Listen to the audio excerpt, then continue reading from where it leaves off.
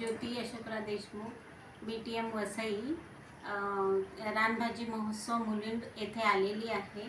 सोबत हिरकणी महिला बचत स्वयंसहायता बचत गटाचे रानगाव वसई तालुकाच्या महिला कृषी सखी म्हणून कार्यरत आहेत नैसर्गिक शेती शेती अभियानमध्ये. तर त्यांचं नाव आहे नैना प्रल्हाद मेहेर. त्यासुद्धा सोबत आल्या आहेत आणि त्यांनी सर्व रानभाज्या वसई तालुक्यात किनारपट्टीवरती ज्या रानभाज्या तयार होत आहेत त्या घेऊन आल्यात. ही दायला भाजी आहे.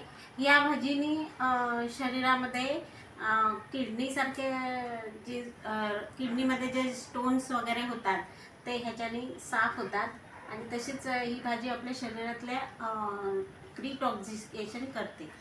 त्याचप्रमाणे ही पण देठा भाजी आहे. ही भाजी पण शरीराला अतिशय उपयुक्त आहे. ह्याच्याने आपले जे काही शरीरातले हे आहेत म्हणजे पाय दुखणे वगैरे आहे ते हे साफ करतं. त्याच्यानंतर हे पुनर्नवा आहे. ह्याची पण भाजी करून खातात आणि स्पेशली जसं म्हणतात की पुनर्जीवन होतं त्याप्रमाणे या भाजीचा आपल्याला आपल्या शरीरासाठी उपयोग होतो. त्याचप्रमाणे ही कोवळ्या भाजी आहे.